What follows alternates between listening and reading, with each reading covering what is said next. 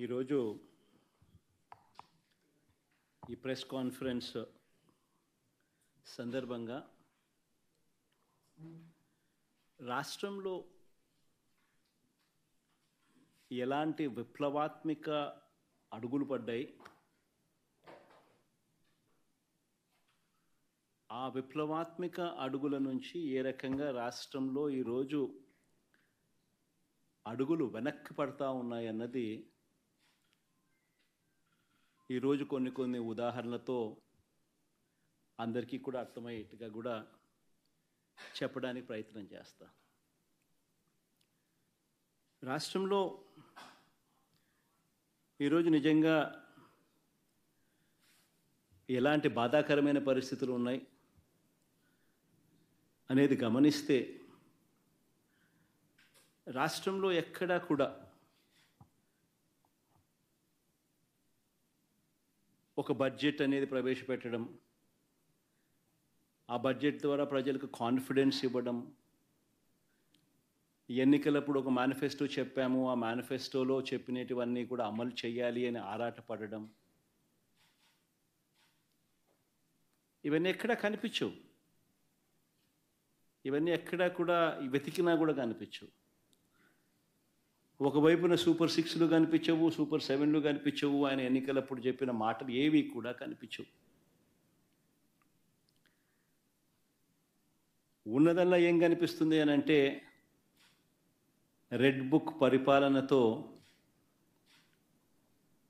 రాజ్యాంగాన్ని తూట్లు పొడచడం కనిపిస్తుంది. రాష్ట్రంలో ఈరోజు ఏం కనిపిస్తూ ఉంటాయి అని అంటే లిక్కర్ స్కాము, శాండ్ స్కాము దగ్గర నుంచి మొదలు పెడితే ప్రతి నియోజకవర్గంలో ప్యాకెట్ క్లబ్బులు,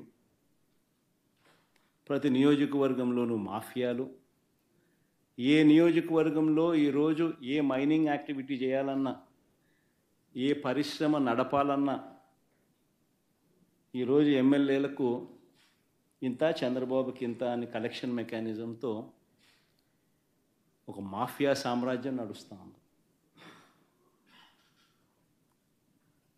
ఈరోజు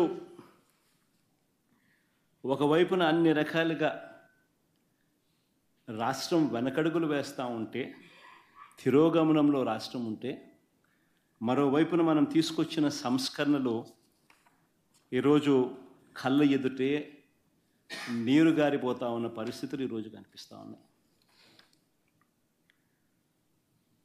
ఎప్పుడూ కూడా రాష్ట్రంలో జరగని విప్లవాత్మక మార్పులు తీసుకురాగలిగాం. ఇంతకుముందు సాధ్యమేనా ఇలాంటి మార్పులు అని అనిపించే పరిస్థితి నుంచి ఇలాంటి గొప్ప మార్పులు సాధ్యము అని చెప్పి చేసి చూపించగలిగాం. మేము తీసుకొచ్చిన ప్రతి మార్పు కూడా నా 3648 కిలోమీటర్ల పాదయాత్రలో చూసిన కష్టాలను, తెలుసుకున్న విషయాలను, వాటికి సొల్యూషన్స్ ఇచ్చే విధంగా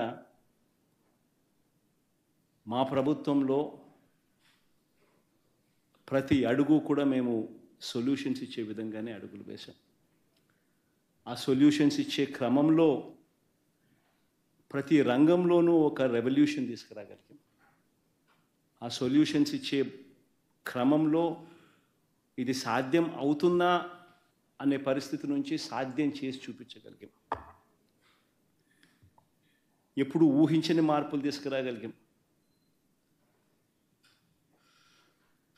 డెలివరీ మెకానిజంలో లంచాలు లేకుండా, వివక్ష లేకుండా అసలు గ్రామాలలో ఏదైనా ప్రభుత్వ పథకాలు ఇవ్వగలుగుతామా, ఇవ్వడం సాధ్యమేనా అని అనిపించే పరిస్థితి నుంచి లేదు, ఇది సాధ్యమే అని చెప్పి గ్రామ స్వరాజ్యాన్ని తీసుకొచ్చాం. ప్రతి గ్రామంలోనూ సచివాలయ వ్యవస్థ, ప్రతి 50-60 ఇళ్లకు వాలంటీర్ వ్యవస్థ, లంచాలు లేకుండా, వివక్ష లేకుండా ప్రతి పథకము,